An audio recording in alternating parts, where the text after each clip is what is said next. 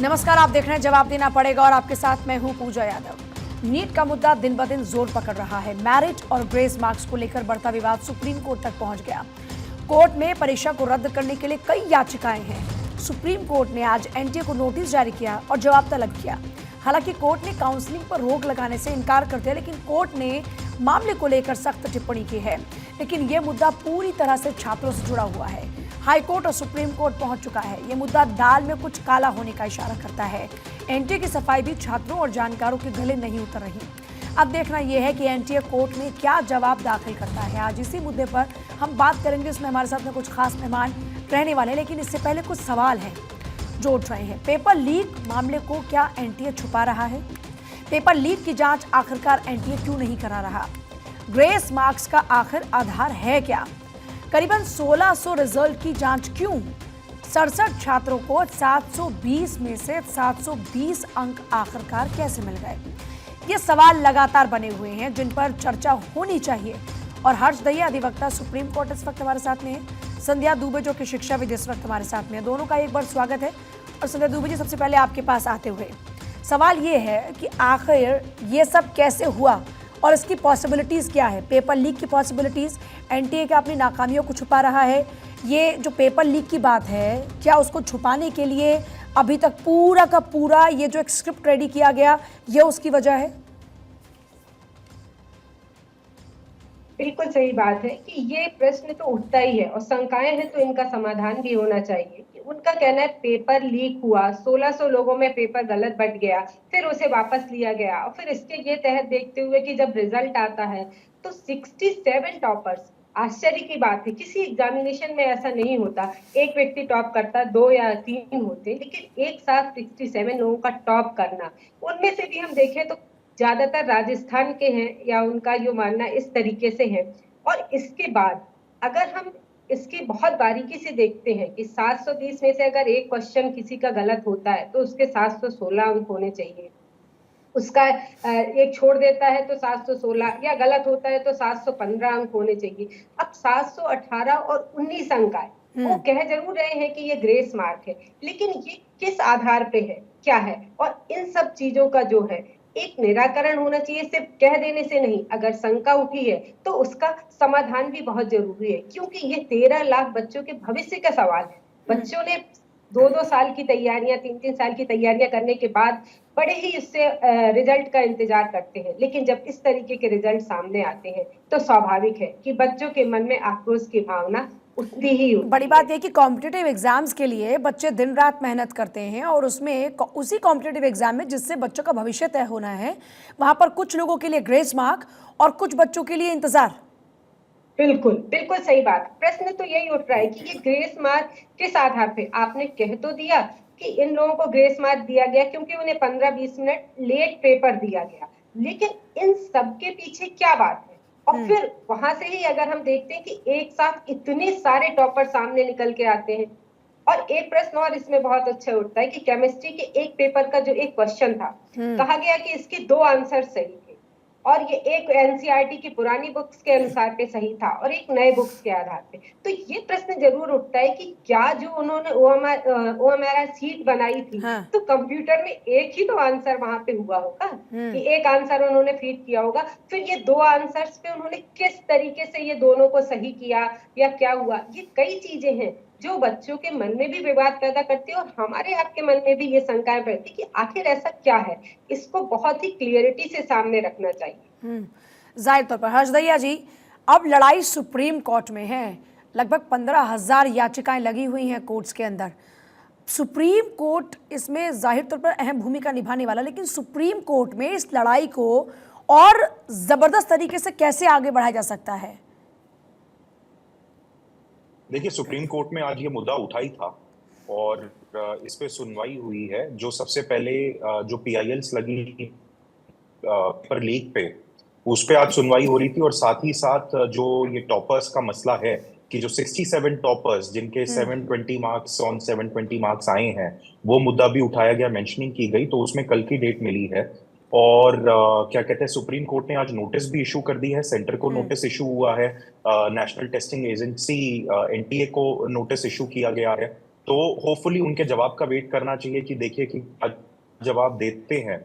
और हमें उम्मीद है कि सुप्रीम कोर्ट में 101% इसमें एक अच्छा फैसला होगा और जो स्टूडेंट्स हैं उनको न्याय मिलेगा। क्योंकि देखिए जो भी पूरा इसका प्रकरण है इस मामले का, वो एक चीज चिल्ला रहा है कि ये स्कैम है। कुछ ना कुछ स्कैम तो 101% हुआ है और इसमें अच्छे से जांच होनी चाहिए और स्टूडेंट्स को एक fair and free examination conduct का मौका मिलना चाहिए कि ताकि वो फ्री एंड फेयर अच्छा, आगे क्या एनवायरनमेंट क्या में पॉसिबिलिटीज हैं? क्योंकि एक नीट एग्जाम दे काउंसलिंग सकें पर और अभी जो सही रोक की रिजल्ट आ मांग की सके। गई थी, काउंसलिंग पर तो सुप्रीम कोर्ट ने रोक लगाने से इनकार कर दिया। हाँ, नोटिस देकर जवाब मांगा मना है, कर दिया है। लेकिन अब सवाल ये है फिर आगे इसमें और क्या कानूनी दांवपेच हो सकते हैं? क्योंकि कल अब जो अलख पांडे हैं उनकी तरफ से एक याचिका लगाई गई है, जो कि फिजिक्स वाला किसी हुए हैं, अब उनकी याचिका पर कल सुनवाई होनी है। ऐसे करके एक एक करके सारी सुनवाई होंगी, फिर क्या सारी याचिका को क्लब कर दिया जाएगा? क्या पॉसिबिलिटीज हैं? जी, याचिका जनरली देखिए कभी भी एक ही मैटर से रिलेटेड मल्टीपल याचिका होती हैं तो उनको क्लब कर दिया जाता है, तो उन्हीं उनकी सभी की एक ही साथ सुनवाई होती है। तो यही हमें नीट के मामले में भी देखना है कि दिख रहा है कि भाई सारी याचिकाएं जो क्लब की जा चुकी हैं और उसी पे आज सुनवाई थी। तो एक तो सबसे इसमें देखिए दो चीजें देखने वाली हैं, एक तो पेपर लीक का मामला है, फिर दूसरा है ये जो ग्रेस मार्क्स दिए गए और फ्री एंड फेयर एग्जामिनेशन जो नहीं कंडक्ट हुआ। जो कि मैम भी अभी सवाल उठा रही थी कि कुछ सेंटर्स पे से मल्टीपल टॉपर्स आए हैं, वो पॉसिबल नहीं है। मैं कि जैसे डेटा चेक कर रहा था नीट का, तो देखा कि अभी तक सिर्फ 2 या 3 टॉपर होते थे, मैक्सिमम आज तक 3 टॉपर रहे हैं। तो ऐसा क्या 2024 में हुआ कि इतने बच्चे इतने पढ़ने लग गए कि 67 टॉपर्स एक साथ आ गए? तो ये तो देखिए दूर दूर तक एक ही पॉसिबल लगता सेंटर पर नहीं क्यों? कि सबसे बड़ा सवाल ये 2024 उठा, सेंटर पे एक ही सेंटर के कैसे 6 बच्चे टॉप करने लग बिल्कुल। जाते हैं? ये कुछ ऐसे अहम सवाल लगातार बने। दूसरी और बड़ी बात ये, हाँ जी, पूजा जी देखिए सबसे बड़ी बात सिर्फ ये नहीं है कि भाई फ्री एंड फेयर एग्जामिनेशन नहीं हो रही और पेपर लीक हुआ है। आप देश के स्वास्थ्य के साथ खेल रहे हैं। नीट एग्जाम के थ्रू बच्चे एमबीबीएस और बीडीएस में क्या कहते हैं दाखिला पाते हैं। आप ये देखिए जब बच्चे जिन्होंने पढ़ाई नहीं करी, जो काबिल नहीं है, अगर उनको एडमिशन मिलता है, वो डॉक्टर बनते हैं, तो कल को आपको, मेरे को और संध्या जी को हॉस्पिटल जाते हुए पहले सोचना पड़ेगा कि ये बच्चा डॉक्टर बनने के लायक भी था या नहीं था। और आज जब अच्छा, एंट्रेंस कई टेस्ट में अलग इतनी अलग तरह धांधली के हो रही है। ट्वीट्स ये सब देख रहे हैं, जिसमें एक स्टूडेंट का एक स्कोर बोर्ड है, जिसमें उसमें साफ तौर पर 12th में वो 2 सब्जेक्ट में फेल है और वो नीट में टॉपर है। ये बारीकियां हैं जिन पे बहुत ही ध्यान देने वाली बात है। और खैर मामला सुप्रीम कोर्ट में है, तो हम सभी उम्मीद करते हैं कि बच्चों के साथ न्याय ही होगा। लेकिन आज सभी के मन में इनको लेके बड़े ही शंकाएं हैं, और शंका है तो समाधान तो निकलना ही चाहिए। नीट की परीक्षा में एनटीए को जब से जिम्मेदारी मिली, सुना ये कि तब से ज़्यादा ये कॉम्प्लिकेशन आने शुरू हुए, क्योंकि आप एक खुद शिक्षाविद हैं, आप जानती हैं कि बच्चे किस तरह से मेहनत करते हैं। अब आप क्या देख रही हैं?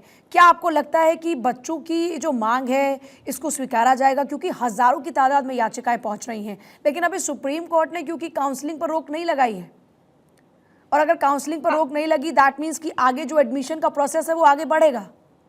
बिल्कुल बिल्कुल सही है कि अभी रोक नहीं लगी है और उन्होंने मांग की है, उन्होंने दस्तावेज सब मंगवाए हैं और बारीकी से जांच चल रही है। और एक तरफ काउंसलिंग भी स्टार्ट हो चुकी है, लोगों को कॉलेज में सीट मिलने लगी है। लेकिन वो बच्चे जो कहीं ना कहीं इसका शिकार हुए हैं और इतनी पढ़ाई करने के बाद उन्हें उनके ज्ञान के तहत वो स्थान प्राप्त नहीं हो पाया, और जिन लोगों को प्राप्त हो गया, शायद वो, जैसा कि अभी हमारे साथी ने ये बात उठाई कि अगर वो योग्य नहीं थे और वो डॉक्टर की जगह बैठ जाते हैं, हाँ। तो ये एक बहुत बड़ा प्रश्न चिन्ह के साथ साथ सभी के जीवन के साथ खिलवाड़ भी होगा। तो उम्मीद तो यही करते लेकिन हैं इसमें कि तो एक न्याय चीज ये होगा। भी है कि मान लीजिए आज अगर अभी जो संभावित तौर पर ये माना जा रहा है कि हाँ यहाँ पर हेरफेर हुई, यहाँ पर नकल के चांसेस है, पेपर लीक का मामला है, अगर आगे पहुंच भी गए तो हर बार पेपर लीक और इससे आप डॉक्टरी की परीक्षा को पास नहीं कर सकते, वहां पर तो आपको पढ़ना ही पड़ेगा। लेकिन हाँ, मतलब नहीं, जो बिल्कुल लोग, सही बात है। हाँ, आप कॉलेज में आप एक एग्जामिनेशन क्रॉस करके जा सकते हैं, लेकिन आपकी पढ़ाई 7 साल की है। हाँ, आप 7 साल हर बार आपको कहीं ना कहीं ग्रांटेड तो नहीं होगा कि आपको ये एक नया रास्ता मिल जाएगा और आप वहां पहुंच जाएंगे। अगर आपके अंदर उतनी कैपेबिलिटी नहीं है, उतना आपका लेवल नहीं है, तो आप आगे जाके रुक जाएंगे। लेकिन ये उन बच्चों के साथ अन्याय है जो रह गए जाहिर और तौर जो पर उस योग्य जो थे, डिजर्विंग कैंडिडेट थे वो आगे नहीं बढ़ पा रहे हैं और वो यहाँ पर नहीं जो बढ़ बाकी पाए। लोग पिछड़ जाएंगे जाहिर तौर पर। अच्छा हर्ष दया जी, बिल्कुल। मूवी में देख रहे थे मुन्ना भाई एमबीबीएस, मुन्ना भाई एमबीबीएस से भी ज्यादा जबरदस्त मामला दिख रहा है ये तो। बिल्कुल, ये मुन्ना भाई एमबीबीएस वाला ही चीज हो रही है। और संध्या जी ने बिल्कुल सही कहा कि आप डिजर्विंग कैंडिडेट की सीट्स रोक रहे हैं, सबसे पहली बात। और दूसरा, एक और इसमें चीज देखने वाली है, जो ये 7 साल की बात संध्या मैम कर रही हैं। आप ये देखिए, जिस बच्चे ने एडमिशन ही जुगाड़ से लिया है, तो उसकी पूरी मेंटालिटी ही फिर जुगाड़ से पास होने की होगी। अब जब नीट जैसे, जिसमें इतने क्या कहते हैं, चेक्स एंड बैलेंसेस होने चाहिए एग्जाम में, जब वो उसमें जुगाड़ से इतना आगे वो कर पा रहे हैं, टॉपर बन पा रहे हैं या क्लियर भी कर पा रहे हैं, तो वो देखिए जब किसी सरकारी कॉलेज में जाएंगे तो वहां पे भी डेफिनेटली कोई ना कोई जुगाड़ लगाएंगे। तो आप उसमें बड़ा ही एक स्ट्रिक्ट बिल्कुल, जांच की इसमें ये जरूरत है और हमारे स्ट्रिक्ट सारे एक्शन सिस्टम होना पे चाहिए। एक प्रश्न चिन्ह लगा हुआ है। अच्छा, मैं एक टेक्निकल हर्ष जी एक बात जानना बिल्कुल। चाह रही हूँ। संध्या जी आ रही हूँ, लेकिन एक टेक्निकल चीज़, अगर अभी काउंसलिंग स्टार्ट हो गई, काउंसलिंग का मतलब है कि एडमिशन का प्रोसेस शुरू हो रहा है, ये बच्चे अगर एडमिशन ले लेते हैं तो व्हाट नेक्स्ट? सुप्रीम कोर्ट का डिसीजन अगर बाद में जो बच्चे जिनके साथ छल हुआ उनके हक में आया तो आगे क्या? मतलब एक पूरा सिस्टम किस तरह से धराशायी हो जाएगा? मतलब मान लीजिए अभी एडमिशन हो गया, फिर उनके एडमिशन रद्द हो जाएंगे, क्या क्या पॉसिबिलिटीज आप देख रहे हैं? देखिए, अगर इसमें कोई भी धांधली निकलती है, सुप्रीम कोर्ट को लगता है कि बकायदा इसमें धांधली रही है, तो डेफिनेटली उनके एडमिशन रद्द हो सकते हैं, उसके 100% चांसेस हैं। और अगर मान लीजिए काउंसलिंग भी हो जाती है, उनका एडमिशन भी हो जाता है, तो काफी सारे केसेस में हमने सुप्रीम कोर्ट में ऐसा देखा है कि एडमिशन होने के बाद भी एडमिशंस कैंसिल किए गए हैं। और हो सकता है कि देखिए, chances, every possibility is open at the moment. ऐसा हो सकता है कि पूरे नीट जो 2024 का ये एग्जाम है, इसको ही कैंसिल कर दिया जाए और क्या कहते हैं, फ्रेश एग्जामिनेशन की जाए, जिसका स्टैंडर्ड ऑपरेटिंग प्रोसीजर, एसओपीज जो हैं, वो कोर्ट तय करे कि इस तरीके से होगा। और बहुत सारी पॉसिबिलिटीज है। ये देखना होगा कि जब इसकी क्या कहते हैं सुनवाई होती है, तो कोर्ट में क्या चीज निकल के आती है, कि कोर्ट को लगता है कि क्या हकीकत में धांधली हुई है या फिर ये गलत प्रश्न चिन्ह उठाए जा रहे हैं। नीट क्या कहता है, सरकार का क्या स्टैंड होता है, और कोर्ट इसमें किस चीज को ज्यादा सही मानता है। और बकायदा एक चीज कंफर्म है कि कोर्ट का जो भी फैसला होगा वो बच्चों के हक में होगा, वो न्याय के हक में होगा। तो हमें वेट करना चाहिए कि कैसे क्या सुनवाई रहती है, क्या कोर्ट का फैसला रहता है। बट हाँ, इसमें पूजा जी एक चीज देखने वाली है कि अभी हमने काफी सारे पुलिस की भर्ती के में भी देखा, स्टेट गवर्नमेंट्स की जो भर्ती थी, राजस्थान में भी ये हुआ। ये जो पेपर लीक का मामला है, इस पे सख्त से सख्त कार्रवाई होनी चाहिए। और इस पे हम उम्मीद करते हैं बिल्कुल सही सुप्रीम कोर्ट बात है। भी एक अपना स्ट्रॉन्ग स्टैंड लेगा और और इस इस पर पे सुप्रीम एक कोर्ट कड़ी को कार्रवाई की जाएगी। सख्त गाइडलाइंस देनी चाहिए कि अगर पेपर लीक हो रहा है बिल्कुल। तो ऐसे लोग के खिलाफ में और कड़ी से कड़ी क्या कार्रवाई होनी चाहिए। हालांकि अलग अलग स्तर पर सरकारें अपने अपने स्तर पर हमने देखा कि एक्शन लेती हैं, लेकिन संध्या दुबे जी वही बात आ गई, अभी तो जो सिचुएशन है उसके बाद सुप्रीम कोर्ट भी अगर ये जान लेता है कि धांधलेबाजी हुई है, हेराफेरी हुई है, तो फिर तो यहाँ पर जिन बच्चों ने कोई गलती नहीं की या उनका कोई कसूर नहीं है, उन्होंने एडमिशन ले लिया, फिर उनको भी सारा सब कुछ झेलना पड़ेगा। सिस्टम की मार मतलब बच्चों के भविष्य को हिलाकर रख देगी। बिल्कुल, यही तो प्रश्न है कि हमारे देश में एक ये एग्जाम पहला कोई उदाहरण नहीं है। इसके पहले भी हम देखते हैं कॉम्पिटिटिव एग्जाम्स होते हैं, और हर कॉम्पिटिटिव एग्जाम्स के बाद एक ना एक इस तरीके की हमारे सामने बात निकल के आती है, चाहे वो पुलिस भर्ती वाले हो या कोई भी एग्जाम हो, कि पेपर लीक हुआ।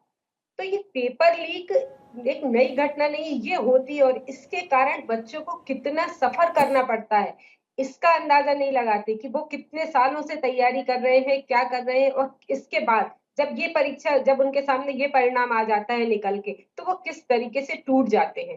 अब अगर ये एग्जाम भी दोबारा करवाते हैं, तो आप सोचिए वो बच्चे जिन्होंने साल साल भर ड्रॉप लेके तैयारी की, क्या उनके इस समय की वैल्यू नहीं है? उनका जो ये समय निकल गया, जहां वो अब एडमिशन लेके आगे कार्य करते या जाते दोबारा एकदम, वो जो समय उनका वैल्यूएबल टाइम निकल जाता है, और एक माइंडसेट जो डिस्टर्ब हो जाता है, वो एक बहुत बड़ी समस्या उत्पन्न कर देता। और कई बार तो इस तरीके के रिजल्ट से ना जाने कितने बच्चे डिप्रेशन का शिकार हो जाते हैं।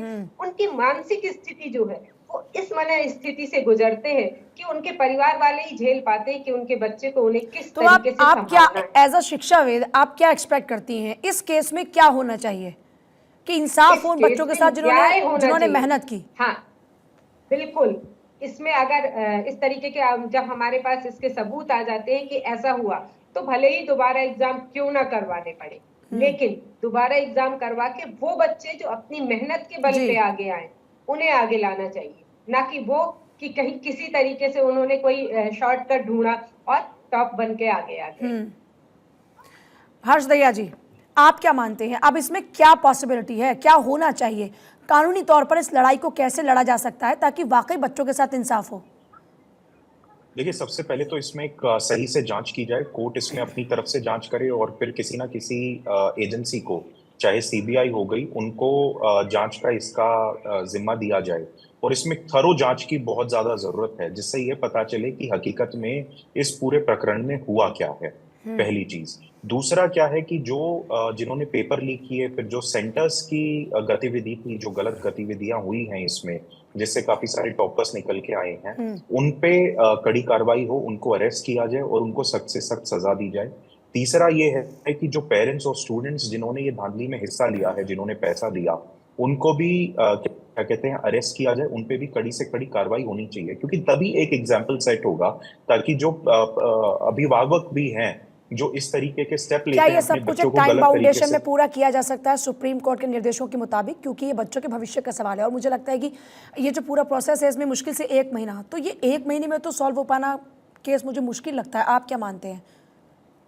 नहीं, देखिए, कोर्ट की कार्रवाई कभी भी इतनी तेज नहीं हो सकती, क्योंकि दो चीजें हैं, justice delayed is justice denied, and justice अगर बहुत फास्ट भी किया जाए तो वो जस्टिस सर्व नहीं होता, उसमें गलत फैसला आने के चांसेस होते हैं। तो कोर्ट का हमेशा काम होता है कि वो बारीकियों पे नजर डाले और सारे पक्ष सुन के ही कोई फैसला दे। ये हो सकता है इसमें एक स्टे लग जाए, कल को जब कल भी इसमें हियरिंग है सुप्रीम कोर्ट में, आगे भी जो हियरिंग होगी, तो अगर कोर्ट को लगता है कि इसमें धांधली हुई है, जिसके पुख्ता सबूत अगर मिलते हैं, तो कोर्ट इस पे काउंसलिंग पे रोक लगा सकती है, एडमिशन्स पे रोक लग सकती है, स्टे मिल सकता है। और साथ ही साथ, जैसे कि आपने सवाल पूछा था, हो सकता है कि या तो पूरा नीट ही दोबारा से कंडक्ट किया जाए, और ये फैसला हो सकता है, या फिर जिनके रिजल्ट्स संदेहजनक हैं, जिनको ग्रेस मार्क्स मिले हैं, क्योंकि सबसे बड़ी बात यह है कि ग्रेस मार्क्स किस बेसिस पे दे दिए, अभी तक उसका पूरा बेसिस क्लियर नहीं है, that is there is no transparency in that. आप किसी को ग्रेस मार्क्स दे रहे हैं और वो टॉपर बन जा रहा है, तो ये तो बिल्कुल सरासर गलत है। तो उस पे भी क्लैरिटी होनी चाहिए, और क्या कहते हैं, जिनके संदेहजनक रिजल्ट्स हैं, कम से कम उनका अच्छे से जांच हो, और चाहे उन बच्चों के दोबारा एग्जाम कंडक्ट करवाने पड़े, और अगर ये मिलता है कि धांधली हुई है, तो उन बच्चों पे, उनके अभिभावकों पे और सेंटर के मालिकों पे, और जो भी नीट के अधिकारी, एनटीए के अधिकारी जिन्होंने ये पेपर कंडक्ट करवाए हैं, जिनकी मिलीभगत मिलती है, उन पे सख्त से सख्त कार्रवाई कोर्ट जरूर ऑर्डर करेगी। अच्छा संध्या जी, क्या आप ये मानती हैं कि इस पूरे मामले में एनटीए के अब तक के जवाब बड़े अजीब व गरीब हैं? हाँ बिल्कुल, ये जो संदेह की है, इनके जवाबों के तहत ही संदेह और ज्यादा तगड़ा होने लगा, क्योंकि इन्होंने पहले ये बोला कि कुछ एक क्षेत्र में हमारा पेपर 1600 बच्चों को लेट मिला, इसके बाद उन्हें मार्क्स दिए गए, और फिर उनका ये कहना हुआ कि नहीं, फिर ग्रेस मार्क्स के आधार पे ये टॉपर हुए। तो एनटीए जो जवाब अपने रख रहा है, उसके पीछे कहीं ना कहीं एक प्रश्न चिन्ह भी लग रहा कि आखिर ऐसा क्यों। और इस आखिर क्यों को ही सुप्रीम कोर्ट में जब सारे सबूत वहां पे इकट्ठे पेश किए जाएंगे, उसके बाद ये फैसला लिया जाएगा। क्योंकि अब आप क्या मानती है, बच्चों के भविष्य को बचाने के लिए एकमात्र विकल्प क्या है? क्या परीक्षाएं दोबारा से हों, या फिर अभी इंतजार किया जाए ताकि पता चले कि वाकई ऐसा कुछ हुआ था या नहीं हुआ था? क्योंकि चांसेस तो ज्यादातर यही नजर आते हैं कि हाँ, कुछ तो गड़बड़ हुई। पूरा एग्जामिनेशन करवाने का मतलब तो ये है कि काफी टाइम लगेगा, फिर से काफी ये बच्चों का टाइम भी बहुत ज्यादा, लेकिन विशेषकर जिस क्षेत्र में या जिस सेंटर पे या जिस जगह हुआ है, अगर उस जगह पे ही रख के ये लोग उसके ऊपर ध्यान दे कि आखिर ये इतना सारा किसी एक पर्टिकुलर जगह ये कैसे हो गया, तो इसका भी परिणाम निकल सकता। और अगर ये सबूत सामने आते हैं कि नहीं, पूरी की पूरी एग्जामिनेशन में कहीं ना कहीं धांधली हुई है, और कहीं ना कहीं ये जो पेपर लीक होने वाली समस्या है, ये और जगहों पे भी थी, कहीं एक जगह की उजागर हो गई, कई जगहों की उजागर नहीं हुई, तो फिर तो मुझे यही लगता है कि इस पूरे एग्जामिनेशन को ही दोबारा से करवाना पड़ेगा। लेकिन ये जैसी रिपोर्ट सामने आएगी, उसके बाद ही इस तरीके का डिसीजन हो पाएगा। हर्ष जी, क्योंकि कमेटी का गठन हुआ, कमेटी इस पूरे मामले को लेकर जांच कर रही है, लेकिन अभी फिर एक सवाल जो लगातार बना हुआ है वो ये कि बच्चे जिन लोगों ने फीस यहाँ पे की, एग्ज़ाम दिया, फिर उनके लिए आगे प्रोविज़न करना पड़ेगा, क्योंकि एडमिशन का टाइम तो यही है। मान लीजिए यहाँ पर पूरी गड़बड़ हुई है, बच्चों को यहाँ पर जिनको एडमिशन नहीं मिल रहा फिर वो आगे और अदर कंट्रीज में जाकर अप्लाई करते हैं, यहाँ तो पूरा सिस्टम मिल जाएगा। इसके लिए कुछ ना कुछ तो जल्दी उपाय करना पड़ेगा। देखिए, अगर आपको एक तरीके से फेयर जजमेंट चाहिए तो डेफिनेटली कि कुछ तो मुश्किल फेस करनी ही पड़ेगी। इसमें वही मैंने जैसे पिछले लेकिन उसमें ये तो वो कहा हुआ कि करे कोई और भरे कोई। उन बच्चों का क्या कसूर है जिन्होंने मेहनत की, एग्जाम दिया? नहीं, बच्चों का डेफिनेटली कोई कसूर नहीं है, लेकिन अगर हमें फ्री एंड फेयर एग्जामिनेशन चाहिए और जब दिख रहा है कि फ्री एंड फेयर एग्जामिनेशन नहीं हुई है तो उसमें दो ही रास्ते बचते हैं कि या तो पूरा का पूरा नीट दोबारा कंडक्ट हो या फिर जिन बच्चों के क्या कहते हैं जो रिजल्ट्स हैं वो संदेहजनक हैं उनके अच्छे से जांच हो और उनका एक री एग्जामिनेशन लेकिन करवाया फिर वहां जाए। पे मामला फंस जाएगा, फिर कई लोग उस पर ऑब्जेक्शन कराएंगे, फिर वहीं पे कई लोग फिर याचिका दायर करेंगे। तो इस तरीके से ये भी एक बड़ा उलझन भरा मुझे लगता है कि सॉल्यूशन होगा। संदेश जल्दी से। लेकिन अगर एक एग्जामिनेशन में इस तरीके का कठोर कदम उठा लिया जाएगा तो हम ये देखेंगे कि आगे आने वाले जितने भी कॉम्पिटिटिव एग्जाम्स में ये एक लोगों के लिए उदाहरण साबित हो जाएगा कि अगर ऐसा हुआ तो सुप्रीम कोर्ट ऐसा डिसीजन ले सकता है। तो किसी एक एग्जाम में तो हमें थोड़ा सा समय भले लगे, कड़वा घूंट पीना पड़ेगा, आप ये कह रही हैं। कड़वा घूंट और पीना पूजा ही जी, पड़ेगा। संध्या जी की बात बिल्कुल ठीक है। देखिए, अगर सुप्रीम कोर्ट इसमें एक एग्जाम्पल सेट कर देती है, एक एसओपी डिक्लेयर कर देती है कि किसी भी एग्जामिनेशन के लिए इस तरीके के प्रोसीजर फॉलो किए जाएंगे ताकि ना तो पेपर लीक हो और ना बच्चों के भविष्य के साथ खिलवाड़ हो, तो आप ये पाएंगे कि अगले कई सालों के लिए और सारे एग्जामिनेशन में एक ट्रांसपेरेंसी ज्यादा जाहिर तौर पर ये मानकर चल रहे हैं। बहुत शुक्रिया आप दोनों का ही चर्चा में शामिल होने के लिए। देखिए, अब सिस्टम में जो इस वक्त खामियां है उसका खामियाजा बच्चों को भुगतना पड़ रहा है और इस बार सुप्रीम कोर्ट की ओर से कुछ ऐसा डिसीजन होना चाहिए कि ऐसे लोग थर थर कांपे, अगली बार से इस तरह की किसी भी धांधलीबाजी